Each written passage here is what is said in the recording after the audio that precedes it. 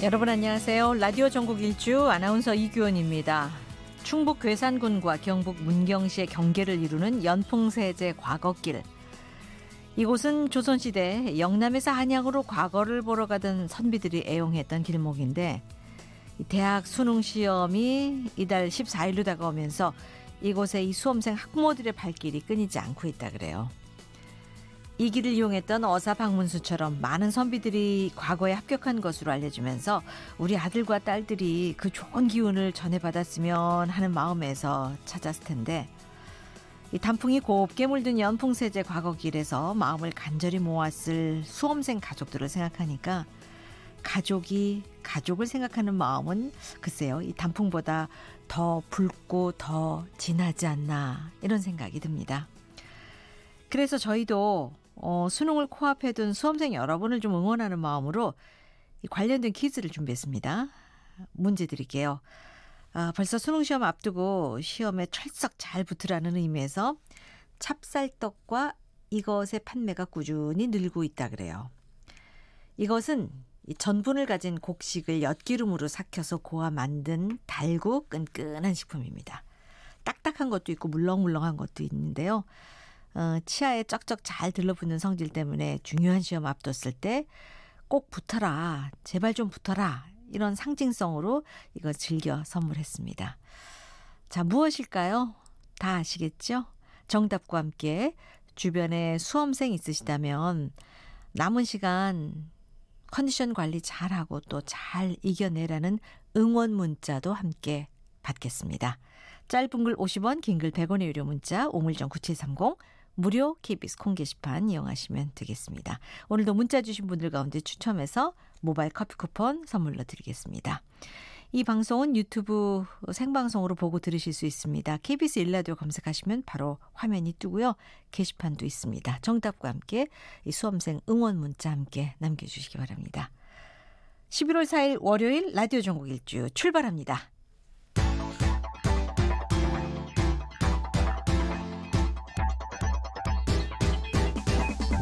대한민국 구석구석 동네방네 이모저모 전국이 가까워지는 시간 KBS 1라디오 라디오 전국 일주.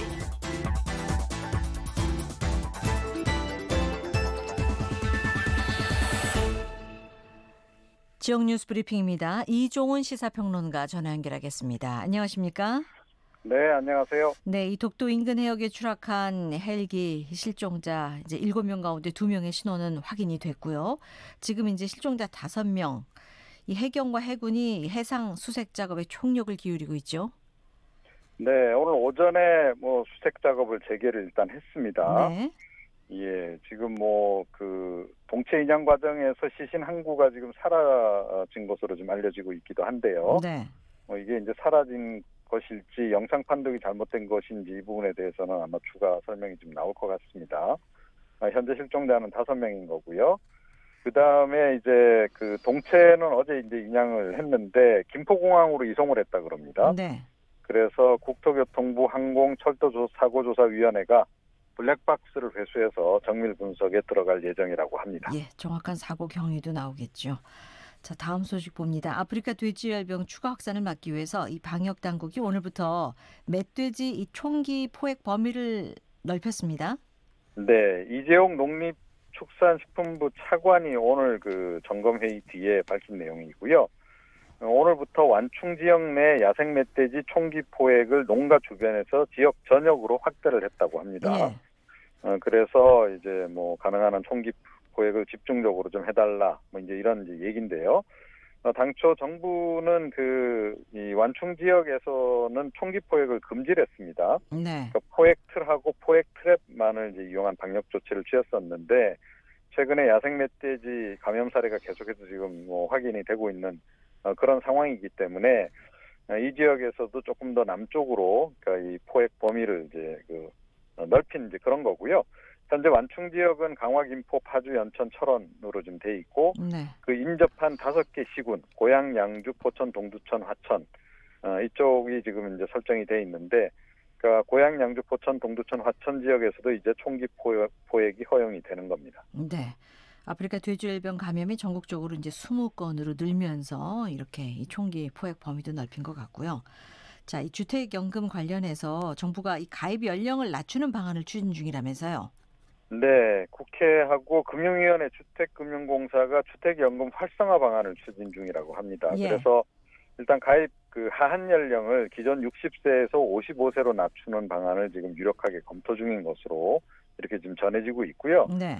주택연금에 가입할 수 있는 주택가격 요건 기준선이 시가 9억 원 이하로 돼 있는데 이거를 상향 조정하는 방안도 지금 함께 검토를 하고 있다고 그럽니다. 네. 다만 이제 이 9억 원 초과 주택 같은 경우에는 그래도 조금 이제 그 고가 주택에 해당하는 거 아니겠습니까? 그렇죠. 그래서 주택연금 지급액은 주택가격 9억 원 기준으로 일단 고정을 시키는 네. 그런 원칙을 또 적용할 계획이라고 지금 하고요. 그리고 주택연금 가입자가 사망했을 때 배우자에게 이게 자동 승계되도록 하는 그런 법 개정도 추진을 지금 한다고 합니다. 예. 이게 자녀 반대로 해서 이 배우자가 연금을 받지 못하는 그런 사례가 있기 때문에 그걸 방지하는 그런 취지라고 하고요. 예. 또 주택연금 가입 주택을 전세나 반전세 등으로 임대를 하는 것도 허용하는 방안 이런 것을 지금 추진한다고 합니다. 아무래도 그 가입 연령 낮추는 건 이 조기 은퇴자들이 이제 많아지면서 이 생활에 좀 안정을 주기 위해서 이런 조치를 마련하는 거겠죠. 네, 그럴 것으로 봅니다. 예, 이 청주 오송에 이 철도교통 관제센터가 들어설 거라고요?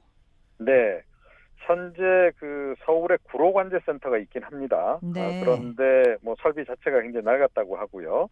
그리고 이제 고속철도가 지금 양쪽으로 굉장히 확대된 상황 아니겠습니까? 그렇죠. 이제 그런 상황이기 때문에 이제 비상시에 중개 서비스가 좀 이렇게 그러니까 관제 서비스가 중단되는 그런 사태를 방지하기 위해서 이 센터 건립을 이제 추진을 한 거고요. 네. 국토부가 입지선정위원회를 거쳐서 일단 5성으로 확정을 했다는 겁니다. 그래서 보니까 32,000제곱미터 부지에 면적 2만 제곱미터 규모로 조성이 된다 그러고요. 2025년까지 일단은 뭐 이 조성을 지금 하는 그런 계획입니다. 그래서 2023년에 일단 건물 시스템을 이제 구축을 해서 2년여 정도 시운전 거친 다음에 실제 운영은 2026년부터 이렇게 들어갈 계획인 것으로 이렇게 전해지고 있습니다. 자, 창원시가 오는 2023년에 이 아시아 사격 선수권 대회를 유치했네요. 네, 그렇습니다. 창원시가 뭐 워낙 이 사격으로 좀 유명한 곳이긴 하죠. 예. 예, 그런데 지난 2일 쿠웨이트에서 이제 아시아 사격 연맹 총회가 있었고요. 여기서 우리나라뿐만 아니고 중국, 쿠웨이트, 아랍에미리트가 이제 경합을 한 끝에 2023년 대회 개최지로 이제 창원이 결정이 된 겁니다. 네. 최종 투표에서 중국을 꺾었다 그래요. 그런데 역시 이제 높은 점수를 받은 이면에는 지난해 세계 사격 선수권 대회를 성공적으로 일단 개최를 했고 또 대회장인 창원 국제사격장이 최신 설비를 갖추고 있다는 겁니다. 네. 그리고 이제 뭐 이 총기 통관 절차 이런 것도 안전하고 신속하게 이렇게 잘 해낸 그런 것들이 좀 높게 평가가 됐다 그러고요. 2023년 아시아 사격 선수권 대회가 이게 2024년 파리올림픽 출전권이 걸려 있습니다. 예. 그래서 35개국 1,500여 명 정도 선수가 참가할 것으로 이렇게 지금 예상이 되고 있고요. 대회 예정일은 2023년 10월부터 11월 그때 정도인 것으로 일단 이제 계획이 잡혀 있습니다. 4년 후입니다. 네. 자, 이 국립축산과학원 가축 유전자원 센터가 이 남원에서 함양으로 이전을 완료했다면서요? 네, 그렇습니다. 이 국립축산과학원 가축유전자원센터는 가축질병 발생에 대비를 해서 이 국가 주요 축종 그리고 유전자원의 안전한 분산 보존을 이제 담당하는 그런 그 곳이고요. 2013년에 그 조류 인플루엔자 발생 위험성이 상대적으로 적고 구제역도 발생하지 않은 그런 청정 지역으로 함양군이 일단 그 대상지로 확정이 된 겁니다. 예. 자, 그래서 2017년 3월에 이제 시설공사에 착공을 했고 최근에 이제 준공을 했다 그럽니다. 그래서 이전을 다 마쳤다고 하고 종합 연구동을 비롯해서 54개 동 한 그 27,000 제곱미터 정도 연구 가축 시설을 갖추고 있다 그러고요. 네. 여기에는 뭐 재래 가축이라든가 천연 기념물을 비롯한 국가 중요 가축 유전자원의 안전한 보존과 관리, 그다음에 가축 생명 자원의 가치 향상 차원에서의 뭐 유전자원 특성평가 고도화 기술 개발 뭐 이런 그 다양한 기능을 앞으로 담당을 할 것으로 이렇게 전해지고 있습니다. 예, 이 사람이 아닌 로봇으로 이 한우에 사료를 주는 사업이 지금 시범 사업인데 충남 태안군에서 펼쳐지고 있다면서요? 네, 뭐 얼마 전에 그 5G를 활용해서 이제 농기계를 작동하는 그런 것도 이제 시연을 했다라고 그렇죠. 말씀드린 적이 있는데요. 농업 분야에서 이런 점점 그 선진화, 첨단화가 이루어지는 것 같습니다. 드론도 등장하고요. 그러게 말입니다. 이 태안군 농업기술센터가 이 안면읍 축산농가 2곳을 대상으로 해서 무인 로봇 활용 섬유질 자가배합 사료 급여 시설 시범 사업을 이제 벌이고 있는 거고요. 네. 이게 뭐 노면 밑에 설치된 자석 라인을 따라서 자율주행을 하도록 이렇게 돼 있고 정확한 장소에 정량의 사료를 자동으로 공급하도록 이렇게 돼 있는데 네. 이제 로봇이 혹시 뭐 이 소하고 부딪히거나 뭐 이런 일이 이제 발생하지 않을까 이런 게 걱정이 좀 될 수도 있는데요. 만약에 사료 공급을 하는데 소가 이렇게 밖으로 머리를 내밀거나 하면 서행을 하거나 멈추는 그런 안전성까지 갖췄다 그럽니다. 뭔가 센서가 부착돼 있다는 얘기네요. 네, 그렇습니다. 얼마 전에 제가 어디 식당을 가보니까 로봇이 이렇게 음식을 나르는 그런 곳이 있던데요. 아, 그래요? 예. 예. 이제 로봇이 이제 농가에서도 지금 일을 아마 하게 될 것 같습니다. 앞으로는. 네. 역시 뭐 일손 절감, 가축 생산성 향상에 도움이 되지 않겠느냐. 뭐 이런 지금 관측입니다. 예. 방송을 로봇이 대신할 수 없게 해야 될 것 같습니다. 네, 오늘 소식 잘 들었습니다. 예. 지역 뉴스 브리핑 이종훈 시사평론가였습니다.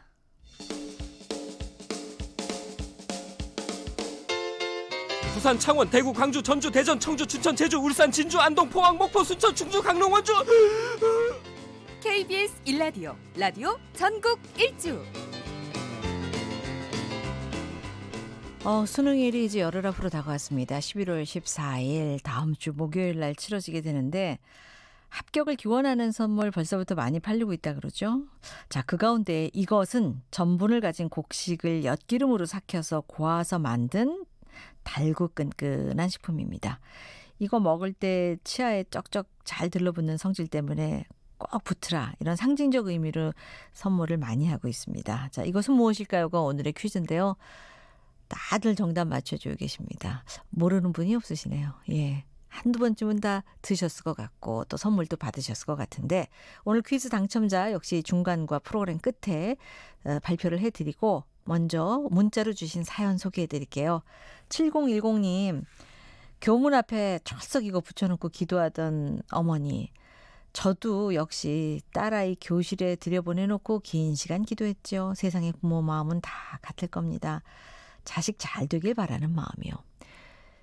예전엔 그 수능 시험일 때 굉장히 추웠는데 언제 몇 해 전부터는 포근합니다. 예, 그래서 교문 밖에서 기도하는 어머님들, 부모님들 좀 덜 고생스러우실 것 같습니다. 0523님, 고3 담임이라 오늘 이거 3박스 구입해 지금 메모지에 화이팅 응원 문자 적고 있습니다. 아이고 얘들아, 지금을 위해서 우리가 울고 웃고 여기까지 왔으니 마지막까지 쥐어짜자. 아주 살아있는 문자 보내오셨네요. 0523님. 3456. 수험생인 우리 아들 너무 긴장하며 초조해하는 모습에 엄마 보고만 있어도 참 애달퍼지네요. 전국의 수험생에게 외칩니다. 온 우주의 기운 다 모아줄 테니 어깨 펴고 화이팅 하셨고 6678님. 수험생 시절이 떠오릅니다. 벌써 10여 년 전 얘들아 힘내라 하시면서 하트 3개. 8908님. 사촌동생 수능 보는데 응원해주고 싶어요. 화이팅 하셨고 7482님. 우리 딸 올해 수능시험인데 열심히 공부하고 있습니다. 참 보기 안쓰럽습니다. 딸아 얼마 남지 않았으니까 조금만 더 참고 힘내라. 아빠가 열심히 응원하고 있단다. 민선이 화이팅 하셨습니다.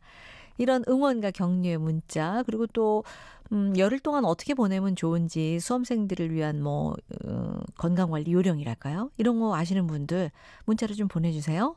정답과 함께.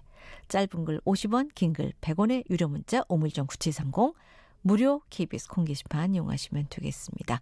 모바일 커피 쿠폰 선물로 드리겠습니다. 지역 소식 들어보죠. 오늘 부산 먼저 가볼까요?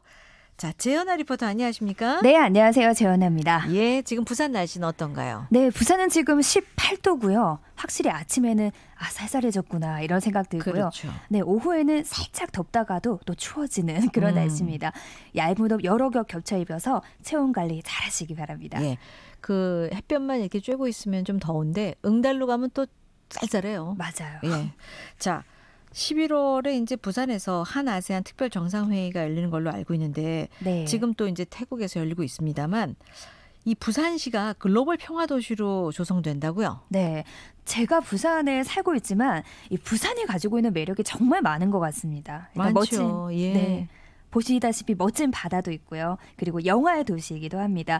그리고 근현대사 역사도 간직하고 있는 역사 도시이기도 한데요. 그렇죠. 네, 또 세계에서 유일하게 UN 평화공원도 있습니다. 네, 지난 10월 24일이 국가기념일인 유엔의 날이었는데요. 맞아요. 네, 한국전쟁에 참전해서 자유수에 헌신한 이 참전 용사들에게 감사의 마음을 전하고 그리고 그들의 희생 정신을 기리는 날입니다. 근데 그 단 하루를 넘어서 10월 24일부터 11월 11일까지를 UN 위크로 지정을 했습니다. 아, 그럼 지금도 UN 위크네요. 네, 지금도 UN 위크 기간입니다. 그러면 이 기간에 어떤 행사들이 펼쳐집니까? 네, 10월 24일부터 10월 31일까지는 감사 주간이고요. 네. 11월 1일부터 11일까지는 추모 주간입니다. 지금은 추모 주간으로 보면 되고요. 네. 네, 감사 주간에는 평화 음악회도 있었고 또 세계 유일의 평화 특구 UN 기념공원에서 세계 평화와 자유수호 정신을 되새기는 시민 걷기 대회도 있었습니다. 이 평화 음악회와 걷기 대회에 참여한 시민들 직접 만나봤습니다. 네. 그 낯선 땅에 외국인들이 와가지고 희생을 한 게 거기에 대해서는 상당히 고맙게 생각을 하고 우리가 그 정신을 이어받아야 되겠죠. 우리가 만약에 뭐 그런 처지에 있었다 그러면은 선뜻 그렇게 안 내킬 텐데 그렇잖아요. 평소에 잘 생각을 못했다가 이번 기회에 대해서 굉장히 감사함을 많이 느꼈습니다. 어려움이 처해졌을 때 개인이나 국가를 도울 수 있다는 정신이 오늘날 우리에게도 많은 이제 보여주는 그런 게 많이 있다고 생각합니다. 과거에 이제 그 분단의 그런 걸 좀 잊어버리고 앞으로는 화합해서 영원하는 그런 통일국가를 가서 강대한 국가가 됐으면 좋겠습니다. 네, 시민들이 다 하나같이 그 이야기를 하셨어요. 그냥 걸을 때와 또 이렇게 의미를 두고 걸을 때 마음부터 달라진다 이런 이야기를 했는데요. 예. 네, 음악회와 걷기 대회뿐만 아니라 한반도 평화와 아세안을 주제로 컨퍼런스도 있었고요. 그리고 국제교류에 취업을 희망하는 학생들을 위한 취업 설명회도 열렸습니다. 네. 네, 이번 프로그램을 통해서 유엔 주간에 부산에 찾았을 때 평화에 대해서 한 번 더 생각해 볼 수 있는 계기가 될 수 있지 않을까 싶었습니다. 예. UN 위크 기간에 뭐 생각지 못한 다양한 행사들이 준비되어 있는 것 같고 네. 10월 24일부터 11월 11일까지라고 그랬잖아요. 네네. 이 기간은 어떻게 정해진 건지 왜 11월 11일까지인지도 궁금한데요. 네, 턴 투어드 부산이라고 해서 11월 11일 11시 11분에 1분간 부산 유엔공원을 향해서 묵념하는 행사 아마 들어보셨을 겁니다. 네, 유엔 참전용사 국제추모식이라는 이름으로 6.25 캐나다 참전용사인 빈센트 컨트니 씨의 제안으로 2007년부터 시작이 됐는데요. 네, 영국과 호주, 뉴질랜드 등 영연방 국가들은 이 참전용사와 가족들이 추모 행사를 가지기 시작했는데 1차 세계대전의 종전일이면서 그들의 현충일인 이 11월 11일을 이 날을 지정을 하게 된 겁니다. 네, 그래서 턴투어드 부산도 이날에 하게 됐습니다. 네, 빈센트 컨트니 씨는 지금 85살인데요. 11월 11일에 직접 부산을 방문해서 부산 명예시민증도 받을 예정입니다. 부산시 정문화 주무관의 설명 들어보시죠. 예. 추모 주간에는 턴투어드 행사라고 전 세계에 있는 우리 참전 군인들이 부산을 향해서 약 11월 11일 11시 약 1분간 묵념하는 시간을 가지고 있고 그리고 그날 저희들 특이한 행사로 이 턴투어드 행사를 제안한 캐나다의 참전 용사인 커트니 씨에게 명예 시민증을 수여할 예정입니다. 도시 브랜드 위상 제고에서 평화의 도시로 좀 더 상징적으로 재바꿈하기 위해서 기존에 있는 유엔의 날 기념식을 좀 더 확대해서 유엔 위크로 바꾼 목적이 그것입니다. 도시 브랜드의 새로운 좀 더 우리 부산의 브랜드를 평화의 상징으로 바꾸려고 하는 일환으로 하는 사업이라고 보시면 될 겁니다.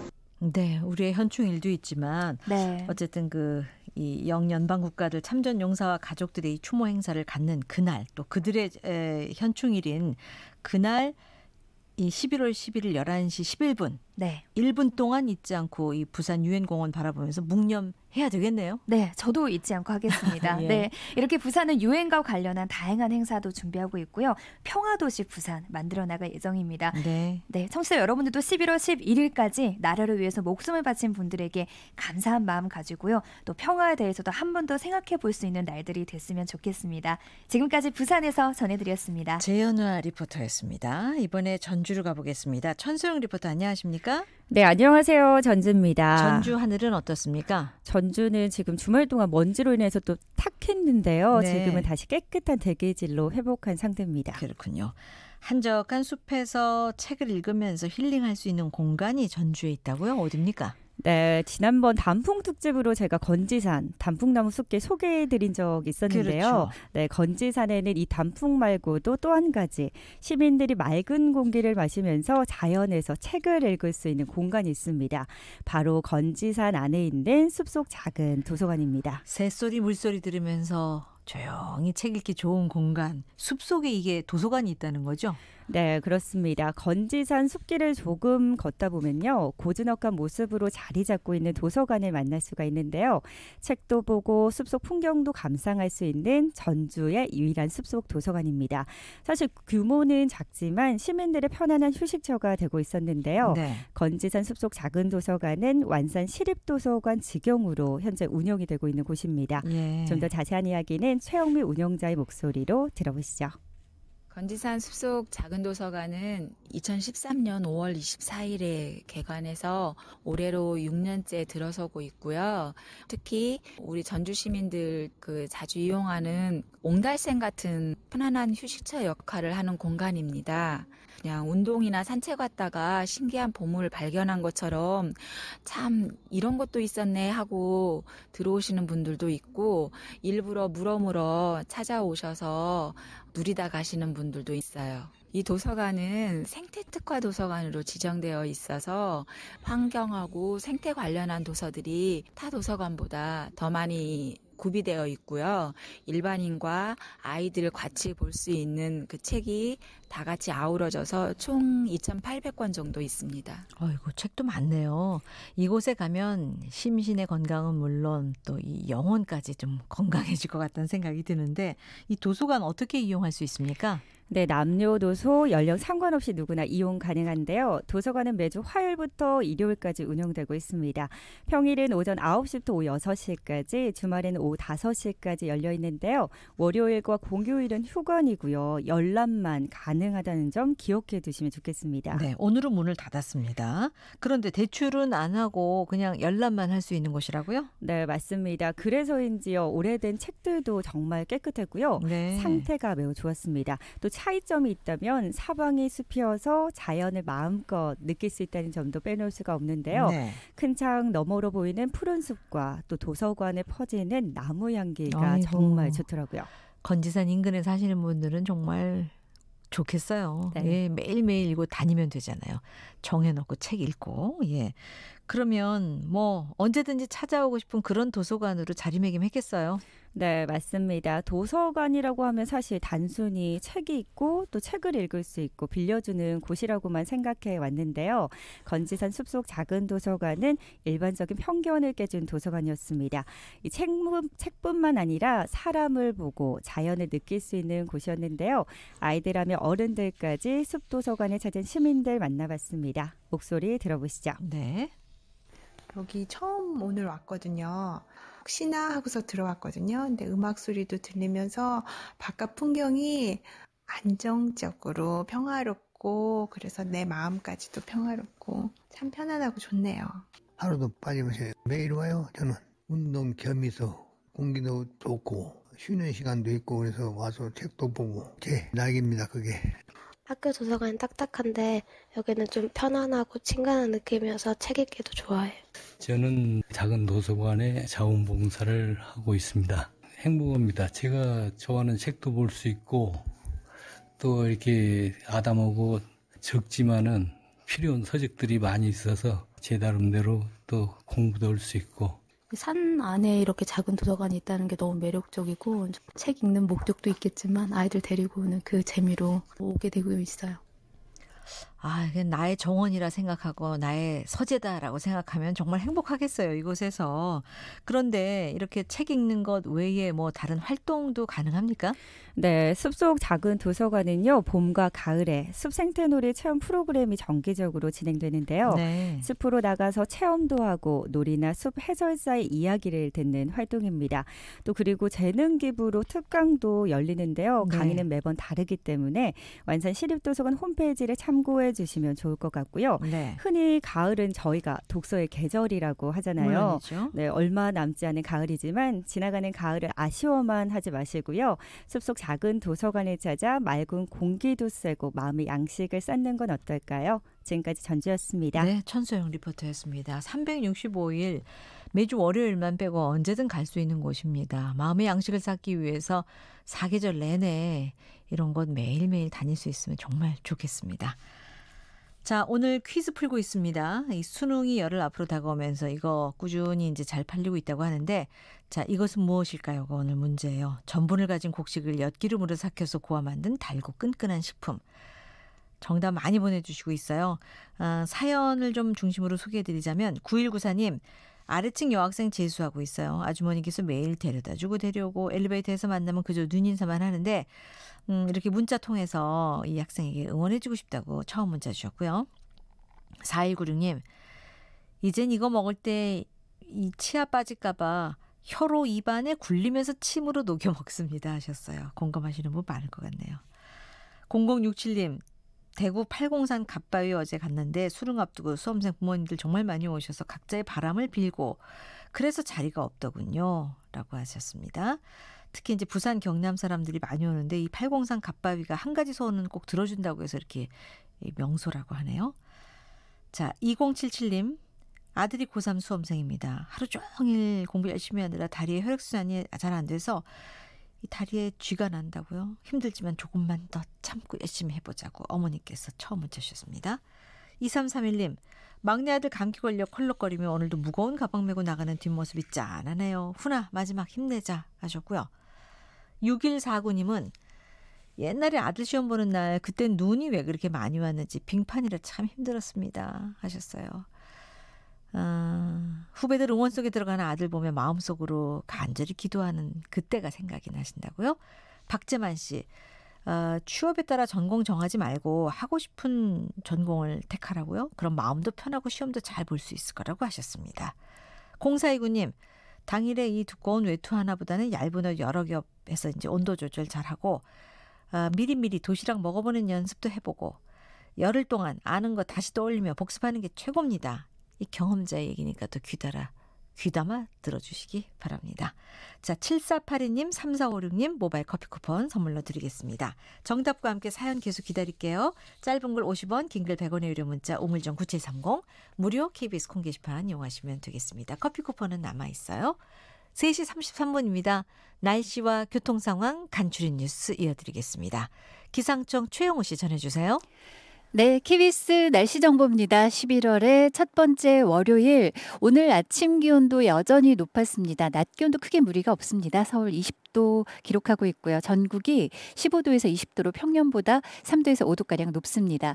내일과 모레 순차적으로 기온이 떨어지기 시작하겠습니다. 크게 지장은 없겠지만 이제 금요일 무렵부터는 추위가 느껴지실 텐데요. 이제 목요일 오후쯤 추위가 조금씩 느낌으로 다가와서 금요일 아침 기온이 실제로 많이 내려앉습니다. 입동이기도 한 이번 주 금요일 서울의 아침 최저 기온이 3도까지 뚝 떨어지겠고 낮 기온도 14도에 머물면서 금요일에 반짝 추위가 이어지겠고요. 하지만 다음 주 14일 목요일에 수능 때는 한파 수준까지는 아니고 평년 이맘때와 기온이 비슷하거나 약간 낮은 기온으로 춥기는 하겠습니다. 맑은 하늘 중부지방은 이어지고 있고요. 남부지방은 가끔 구름 많겠습니다. 제주 쪽으로 비가 내리고 있는데 밤까지 오겠고요. 일부 전남과 경남으로 비나 빗방울 이어지고 있습니다. 역시 곳에 따라 이 지역에 빗방울 예보 들어 있습니다. 이후로 내일은 전국이 맑겠고요. 충남 서해안은 내일 오전 한때 곳에 따라 빗방울이 약간 떨어지겠습니다. 특보 상황은 지금 깨끗합니다. 특보란이 비어 있고요. 미세먼지 농도 상황이 어제와는 확연히 달라서 오늘 좋음에서 보통 사이 예보 들어있는데 초미세먼지 농도, 미세먼지 농도 모두 파란색 매우 좋은 상태 대부분 지역이 보이고 있습니다. 지금 서울 기온은 20. 20.1도입니다. KBS 날씨 정보였고요. 계속해서 이 시각 교통 상황은 KBS 교통정보센터의 김한나 씨가 정리해 드립니다. 네, 현재 고속도로에는 작업을 하는 구간들이 있어서 주의하셔야겠는데요. 특히 중부 내륙고속도로는 감곡 부근 3km 정체와 문경세제 나들목 2km 정체가 작업 여파 때문입니다. 또 오늘 중부 내륙고속도로는 서여주 휴게소 부근에서 폭설 대비 훈련이 진행되고 있는데요. 현재 서여주 휴게소 앞 양방면이 전면 통제되고요. 차량들을 우회시키고 있습니다. 또 부산 외곽고속도로도 금정산 터널 2차로에서 화재 대비 합동 훈련을 하고 있어서 2km 정체되고요. 다른 곳들은 상습 정체 구간을 중심으로 밀리고 있는데요. 서울 외곽고속도로 일산에서 판교 쪽으로 계양에서 송내까지, 그리고 반대 방향은 시흥에서 송내 7km 사이에서 속도 떨어집니다. 서해안고속도로는 서울 쪽으로 서해대교에서 서평택 나들목 10km가 흐름 더디고요. 이후로 매송에서 용담터널 사이와 일찍에서 금천까지 흐름 더딥니다. KBS 교통정보센터였습니다. 이어서 라디오 정보센터 연결해서 이 시각 주요 뉴스 듣겠습니다. 아세안 정상회의 참석차 태국을 방문 중인 문재인 대통령이 아베 일본 총리와 예정이 없던 단독 환담을 11분간 가졌습니다. 두 정상은 양국 현안을 대화를 통해 해결해야 한다는 원칙을 재확인했다고 청와대가 밝혔습니다. 아베 신조 일본 총리가 태국 방콕에서 문재인 대통령과 단독 환담을 하면서 한일 청구권 협정을 준수하라는 일본 측 입장을 재차 밝혔다고 교도통신이 보도했습니다. 사법개혁 법안과 선거법 개정안 협상 시한이 한 달도 남지 않은 가운데 민주당은 한국당의 전국 순회 보고대회를 길거리 선동 정치라고 비판했고, 한국당은 청와대의 오만이 극에 달했다며 내각과 함께 전면 개편해야 한다고 주장했습니다. 조국 전 법무부 장관이 청와대 민정수석 시절 유재수 전 부산시 경제부시장에 대한 감찰을 중단시켰다는 의혹을 수사 중인 검찰이 오늘 금융위원회 등을 압수수색하고 있습니다. 박찬주 전 육군대장이 오늘 기자회견을 열고 공관병 갑질 의혹에 대해 부인하면서 의혹을 제기했던 군인권센터장은 삼청교육대 교육을 받아야 하는 사람이라고 말했습니다. 군인권센터 측은 즉각 반발했습니다. 시장이나 군수 등 지자체장이나 공공기관장이 각종 시상식에서 상을 받은 뒤 주최 측에 광고비나 홍보비를 예산으로 전달해온 실태조사 결과가 공개됐습니다. 확인된 것만 지난 5년간 93억 원입니다. 반도체 부진이 계속되고 있지만 생산과 수출 물량 자체는 이른바 슈퍼 호황이었던 지난해보다 늘어난 것으로 나타났습니다. 지금까지 헤드라인 뉴스 조진주였습니다.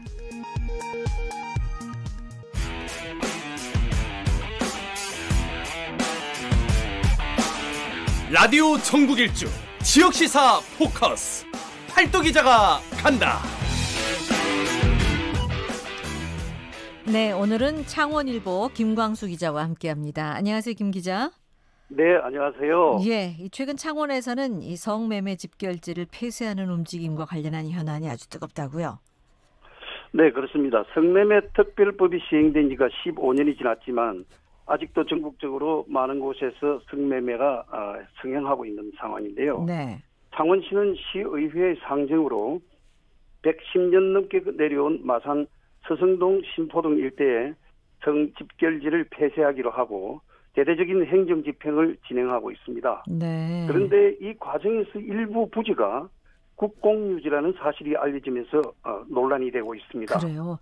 자, 110년 동안 유지되어 온 곳이라면 정말 오래된 곳인데 어떻게 해서 이 국공유지가 여기에 포함이 됐던 걸까요?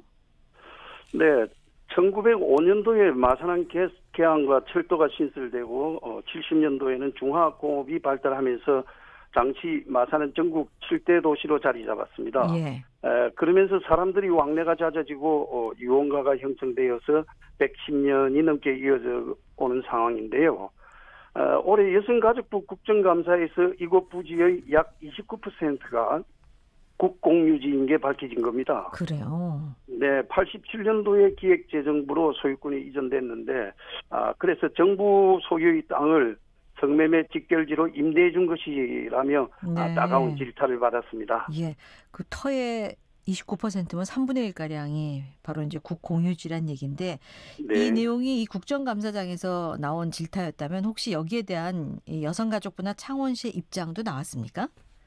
네, 여성가족부는 대부분 무허가로 장기간 점유하고 있다면서 적극적인 조치를 취하겠다고 밝혔고요. 네. 창원시에서도 일부가 국유재산법에 따르지 않고 무단 사용하는 것을 파악하고 자세한 청량 이후에 철거 등 행정 조치에 나서겠다는 입장입니다. 네. 참고로 창원시는 TF팀을 구성해서 이미 집결지 폐쇄와 지원 재정 등을 검토 중인데요. 그 내용을 살펴보면 성매매 피해자 인권 보호와 자활 지원과 동반 자녀에 대한 지원도 포함되어 있고 네. 여기에 주거 안정, 직업 훈련, 취업 창업에 대한 지원도 포함되어야 한다는 의견도 나오고 있습니다. 예, 이 창원시 전담반 꾸려서 나름대로 또 여러 가지 뭐 해결책도 마련하고 있는데 그런데 네네. 이 창원시에 이렇게 성매매 이 불법으로 영업하는 곳이 많이 있습니까? 네, 경찰의 대대적인 단속으로 지난 15년 기준으로 볼 때는 35개 업소에 110여 명으로 줄어들었고요. 네. 현재는 28개 업소에 100여 명이 종사하고 있는 것으로 파악되고 있습니다. 예. 또한 말씀하세요. 네, 현재 전국적으로 보면 한 21곳 정도로 아직까지 남아 있고요. 네. 다른 지역에서 업소를 폐쇄한 업주들이 창원으로 모이고 있다는 얘기도 있는 실정입니다. 그래요. 어쨌든 네. 그래도 뭐 단속의 효과인지 몰라도 이렇게 시간이 지나면서 조금씩 줄고 있는데 네. 단속은 경찰이 지금 어떻게 하고 있는 겁니까? 네, 이곳의 반경 250여 미터에 이르는 골목 주위에는 아파트 2곳을 포함해서 총 1,200여 가구가 생활하고 있습니다. 네. 또 이 주위에는 어린이집과 초중고등학교도 가까이에 있고요. 예. 이에 경찰은 교육환경법 위반 혐의로 16개 업주 주인을 입건해서 조사하고 있는 중입니다. 그렇군요. 그 성매매 집결지가 그 주택하고 또 어린이들 그런 교육환경 그렇게 좀 인접해 있어서 여러 가지 불만과 민원도 많이 있을 것 같습니다. 네, 지금 이 성매매 집결지는 전국적으로 좀 폐쇄되고 있는 분위기인데 앞서 말씀해 주신 것처럼 무엇보다도 이 종사했던 여성분들을 위한 대책도 좀 확실히 마련돼야 되지 않을까 싶어요. 혹시 좀 참고할 만한 사례가 있을까요? 네, 대구, 부산, 전주, 광주, 인천 등에서 성매매 업소가 대대적으로 폐쇄되거나 폐쇄를 추진 중인데요. 네. 충남 장미마을 같은 경우에는 지난해 여성 친화형 도시재생 사업 계획이 승인되면서 이곳에 해당 여성들이 취업과 창업을 돕는 여성 커뮤니티 센터를 조성한다는 계획입니다. 예. 또 이곳에 국비 100억 원과 지방세 67억 원 등 총 1,167억 원을 투입해서 예. 양성평등거리와 도시재생 어울림 플랫폼, 예. 어울림 마을 조성 등 온양 행궁 북문 재형과 예. 공영주차장 안심 그린웨이 조성 사업 등을 총괄해서 2022년까지 추진한다는 계획을 하고 있습니다. 총 예산이 얼마라고요? 1,167억입니다. 1,167억 원이요? 앞서 그 100억을 대전시에서 대고. 네, 저 100억 여기에 대해서 잠시 설명을 해드린다면요. 예. 국비 100억과 지방세 67억이고요. 예. 나머지 1,000억은 LH공사와 협약을 해서 그래요. 예, 구역 내에 행복주택을 조성한다고 합니다. 그렇군요. 그 내용을 살펴보면 아산시에서 부지를 제공하고 신혼부부들을 위한 신혼 희망타운을 짓는다고 합니다. 네, 예. 그렇군요. 여기서 100억 원이 발생한다고 합니다. 예. 네. 자, 그러면 오늘 이 현안에 대해서 이 성매매 집결지 이렇게 폐쇄하는 움직임 관련해서 창원 시민들의 입장은 어떻습니까? 네, 먼저 지난달 말기에 CCTV 설치를 위해서 행정 집행이 있었는데요. 예. 이 과정에서 업주들과의 물리적인 충돌로 경찰이 충돌을 했고 네. 경찰과 함께 충돌을 했고 행정 집행이 결론적으로 무산되기도 했습니다. 네. 창원시 의회에서 불법 행위에 대한 경찰과 행정의 강력한 단속을 촉구하는 건의문을 낸 것을 시작으로 지역위원회도 다방면으로 국비 지원과 대책을 요구하는 대정부 건의를 냈고 불법과 여성 인권 유린 현장인 집결지 정비와 폐쇄를 결정한 창원시 결정을 대체적으로 적극 환영한다는 입장입니다. 예, 소식 고맙습니다. 예. 네, 감사합니다. 창원일보의 김광수 기자와 함께했습니다. 자, 문자를 좀 더 살펴볼까요? 1056님은 큰손자 이번에 수능 보는데 그동안 고생한 만큼 최선을 다해서 이 좋은 결과 얻었으면 좋겠다고요. 갓난아기 때부터 돌보면서 함께 해온 첫손자라 참 더 이 애정이 남다르시다고요. 밤낮 없이 공부하는 모습만 봐도 안쓰럽다고 하시네요. 혹시 환절기에 감기라도 걸릴까 봐 작은 관리지만 대추 삶아서 따뜻하게 아침 저녁으로 챙겨주고 있습니다. 태현아, 이번 수능 노력한 만큼 화이팅 하길 바랄게 하셨어요. 아기 때부터 키우셨다면 뭐 정말 모든 걸 다 알고 계실 텐데 시험도 대신 봐주고 싶을 만큼 손에 넣어도 정말 눈에 넣어도 아프지 않은 손자일 것 같습니다. 8877님, 예쁜 딸 효은아, 임용고시 꼭 합격하자. 이 수능 시험이 아니라 임용고시를 또 보고 있는 따님을 화이팅하는 문자 보내오셨고, 김대근 씨, 떡하니 붙어라 해서 떡도 있지만 이 치아에 달라붙어 안 떨어지는 이것이 최고입니다 하셨고요. 8482님, 우리 딸 고2입니다. 수능 당일 선배들 응원한다고 친구들과 이것 준비한대요. 고3 학생들 수능 대박 화이팅, 이런 문자 보내오셨습니다. 제가 이제 방송 끝날 때 또 선물 받으실 분들 소개해드리겠습니다. 라디오 전국 일주 함께 오 계십니다.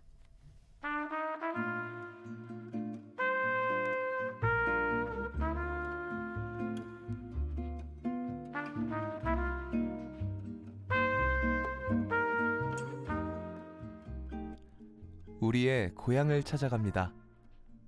이규원 아나운서와 함께하는 KBS 1라디오 라디오 전국 일주.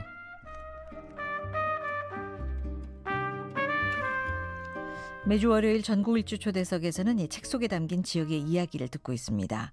이 자동차나 버스, 기차 같은 교통수단이 있어도 생활터전을 벗어난다는 게 생각처럼 쉽진 않죠. 그래서 내가 사는 지역이 아닌 다른 곳을 알고자 할 땐 뭐 인터넷을 본다든가 책을 들춰보게 되는데, 오늘은 이 남해안의 이야기를 좀 전해 듣겠습니다. 이번엔 남해안이라는 책을 쓴 정향희 작가님입니다. 안녕하세요. 안녕하세요. 여행작가 정향희입니다. 반갑습니다. 네. 자, 이 서울과 수도권에서는 남해안 여행 맘먹기가 참 쉽지 않아요. 아주 멀다는 느낌 때문에요. 그런데 이 정 작가께서는 보통 남해안 떠난다고 하면은 어떤 교통편을 이용하시는지 궁금합니다. 네, 저도 남해안 가기 멀어요. 그렇죠. 네. 일단 목포 아랫지역 간다 그러면 5시간은 잡는 게 기본, 맞거든요. 맞습니다. 네, 그렇죠. 그래서 저는 그냥 기차나 버스를 이용해서 중간까지 가고요. 네. 거기에서 이제 움직일 때는 렌터카를 이용해서 움직이는 걸 좋아해요. 그렇군요. 왜냐면 처음에 딱 여행을 가려고 하는데 5시간을 운전한다라는 거는 상당히 부담되기 때문이거든요. 그렇죠. 네네. 그러니까 뭐 기차나 버스로 일단 장거리를 가고 그 뒤부터 이제 렌터카에서 기분 내면서 이제 달리는 겁니다. 네, 좋아요. 예. 네. 남해안 하면은 뭐 영광, 장성, 뭐 담양도 있고요. 구례, 순천 참 들를 수 있는 지역들이 많잖아요. 그래서 어디부터 가야 될지 이거 좀 경로를 잘 짜고 싶거든요. 이 책을 쓰셨으니까 그 어떤 효율적인 동선을 한번 좀 저희에게 소개해 주세요. 제가 동선이라는 얘기가 나오면요. 스스로도 긴장을 하게 돼요. 왜요? 왜냐하면 한 번에 가서 어디까지 할 것인가라는 어디까지 생각하고 동선이라는 얘기를 하실까라는 생각을 하거든요. 그러게요. 그래서 보통 한 15일 정도 간다라고 하면은 그러니까 보통 이렇게 가지를 않으니까요. 네. 그러면은 광주 근교에서 시작을 해서 리을자를 크게 그린다고 생각을 하고 돌아 나오면 되는데 보통은 1박 2일이나 2박 3일 3일 길어야. 그렇죠. 그런데 전라도 그리고 남해안 이쪽은 매우 넓거든요. 그렇죠. 그래서 저는 그냥 한 지역씩 둘러보라고 권하고요. 그리고 한 지역 안에서 동선을 짤 때는 포털 사이트 길찾기를 이용을 하면 지점하고 지점을 도로가 꼬이지 않게 연결을 시킬 수가 있어요. 그래요? 네. 그래서 그걸 이용해 보시는 게 좋을 것 같아요. 네. 예. 너무 욕심 많이 내면 안 됩니다. 여기저기 막 다니려고 하지 말고 한두 지역만 콕 집어서 여행 계획을 짜라 하는 조언이고, 책을 보니까 봄, 여름, 가을, 겨울별로 이렇게 새롭게 느낄 수 있는 테마 여행을 정리를 잘 해놓으셨더라고요. 지금이 이제 가을, 이제 겨울로 넘어가잖아요. 글쎄요, 이제 겨울의 테마 여행지로 남해안 어딜 가면 가장 좋습니까? 네. 어디 가면 가장 좋냐? 그럼 네. 저는 두륜산입니다. 두륜산. 네. 거기 케이블카도 있잖아요. 아, 맞아요. 예. 그러니까 겨울인데 산행하셨을 텐데 답이 먼저 나왔어요. 네. 케이블카가 있어가지고 케이블카를 타고 이제 거기 이제 눈이 많이 오면 눈꽃 터널이 만들어지거든요. 그걸 10분 정도 걸으면 누구나 산 정상에서 설경을 만끽할 수 있다. 그래서 네. 제가 지금 추천하는 게 두륜산이에요. 두륜산이랑 같이 우왕리 공룡화성지 땅끝마을 연결해서 돌아보시면 예. 혼자 가도 뭐 여럿이 가도 뭐 할 수 있는 게 많아서 좋은 곳입니다. 예. 그 산 정상에서 겨울 네. 설경 보면서 어떤 생각하세요? 아, 일단 네. 아무 생각 안 하는 게 제일이고요. 그냥 아름답다. 네, 시원하다. 뭐 어떻다고요? 시원하다. 시원하다. 네네. 눈도 예. 뭐 이게 그리고 체감, 네. 세상이 참 깨끗하다. 뭐 이런 느낌도 네. 들 것 같습니다. 네, 하얘니까요. 그러게요.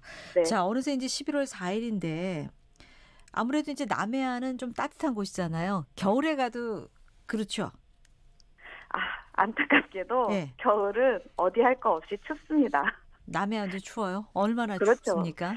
이 바닷가면 그러니까 자연으로 간다라는 예. 거잖아요. 그래서 바다 바람도 세고 눈도 많이 내려요. 그래서 이때는 그냥 철저히 준비하고 가는 게 최선이에요. 겨울은 겨울이니까. 네. 예. 그런데 그럼에도 불구하고 이제 우리가 가서 몸을 풀 수 있는 곳들이 있거든요. 네. 제가 그곳을 소개해 볼까 하는데요. 한평이에요. 한평. 네. 이곳에서는 해수찜이라는 걸 할 수도 있거든요. 그러니까 해수찜이 뭐냐면 유황돌을 불에 달궈요. 네. 그런 다음에 바닷물을 이 유황돌로 데워요. 아하. 네, 그러면 이제 찜질을 하는 거군요. 그렇죠. 엄청 뜨거운 물이 되거든요. 근데 네. 이 물에는 미네랄 성분이 되게 많고 예. 온도도 높고 이래서 그걸로 찜질을 하면 예. 몸에 그 신진대사하고 혈액순환장애에 도움을 많이 준다고 해요. 아하. 그래서 이게 아주 옛날부터 이 지역에서 유명하던 거예요. 그래요. 네네. 역시 남해안도 춥기 때문에 이제 두툼한 외투 입고 가지만 가서 네. 더 따뜻하게 지낼 수 있는 곳으로 이제 한평의 네. 해수찜을 추천해 주셨고 네. 이 남해안이 이제 바다 쪽으로 섬들이 많이 있잖아요. 이 전형적인 네네. 다도해인데 네. 사실은 이 남해안 여행 섬만 이렇게 다녀도 정말 즐거울 것 같은데요. 아, 그렇죠. 근데 예. 아무래도 섬은 그 육지랑 연결할 때 날씨 등의 영향을 많이 받아요. 근데 그 중에서도 일단 가장 인기 있는 곳은 외도예요. 그렇죠. 네, 예. 외도는 뭐 누구나 알다시피 그냥 유럽식 정원, 이국적이다 이래서 많이 찾으시는데요. 지금 겨울을 준비하고 싶다잖아요. 네. 겨울 되면 저는 지심도를 추천합니다. 지심도. 여기도 네. 그렇게 예쁘다면서요. 동백꽃 유명하지 않습니까? 아, 맞아요. 너무 잘 알고 계시는 것 같아요. 아, 그래도 좀 더 설명해 주세요. 네, 동백꽃은 겨울에 이제 알다시피 피는 게 빨간 꽃인데요. 예. 지심도는 동백섬이라고 부를 정도로 동백나무가 많아서 그 동백섬이라고 부르는 거예요. 그래서 예. 자연적으로 이게 다 자연적으로 자란 나무들이거든요. 예. 그래서 아주 동백이 커요. 그래서 한낮에 들어가도 그 동백수 많이 어둑어둑해요. 아, 그래요? 네, 그래서 그 동백나무가 겨울에도 아주 푸른 잎이 넓게 있잖아요. 예. 그래서 아주 깊은 초록을 느끼실 수 있고 여기에 눈이 깔리고 그리고 빨간 동백꽃이 뚝뚝 떨어져 있으면 네. 눈이 아주 황홀할 거예요. 네. 뚝뚝 떨어진다는 그 표현이 참 와닿네요. 워낙 크기 네네. 때문에. 예. 네네. 정말 여행 작가니까 다른 곳도 많이 다니셨을 텐데 이렇게 다른 곳과 비교했을 때 남해안만이 가지고 있는 어떤 멋, 느낌, 특징 뭐라고 생각하세요? 다른 지역하고 비교를 하면은요. 남해안 지역이 자연 그대로의 모습을 많이 간직하고 있다라고 느낄 때가 많아요. 예. 뭐 요새는 관광지가 많이 개발이 돼서 뭐 정비 그러니까 뭐 화장실이나 뭐 이런 거에 대한 불편함은 없고요. 네. 그냥 자연 부분에서 뭐 갯벌을 가든 산을 가든 들을 가든 넓다, 그리고 내 눈이 한 눈에 담을 수 없는 정도로 나에게 무엇을 준다라는 느낌을 받을 수 있어요. 네. 그 부분이 저는 가장 좋은 것 같아요. 자연 그대로 이 사람의 손이 닿지 않은 있는 그대로의 모습을 보면서 큰 위로가 되겠지요. 예. 네. 이 마무리할 시간이 다 돼가는데 궁금한 건 많고. 네. 오늘 월요일이거든요. 네네. 이 청취자들에게 이 남해안에 대해서 이것만은 좀 꼭 전달해드리고 싶다. 어떤 게 있을까요? 네. 저는 여행을 할 때 여행 가서 몇 곳을 둘러봤냐, 무엇을 봤냐, 뭘 먹었느냐 이게 아니라요. 예. 누구랑 가서 어떤 시간을 만들었느냐, 어떤 기억을 만드는가를 생각하라고 꼭 얘기를 하고 싶거든요. 네네. 네. 그러니까 경쟁하듯이 막 일정, 동선 이런 거에 집착하지 마시고 이제 같이 간 사람한테 집중하고 본인이 느끼는 것에 집중하는 시간을 가져보셨으면 좋겠어요. 사람에 집중하고 나의 느낌에 집중해야 된다. 좋은 여행 팁이었던 것 같습니다. 고맙습니다. 감사합니다. 정양희 여행작가와 함께했습니다. 자, 문자 중에 8457님은 몇 년 전 아들 수능 칠 때가 생각나 가슴이 떨리네요. 전국의 수험생 여러분 힘내시고 감기 조심하고 시험 대박 나세요. 이게 저희 오늘 클로징으로 대신해도 좋을 것 같습니다. 박재만 씨 3066-2077-9194님 커피 쿠폰 선물 드리겠습니다. 자, 행복한 오후 보내시고 내일도 3시 5분 잊지 마세요. 이규현이었습니다.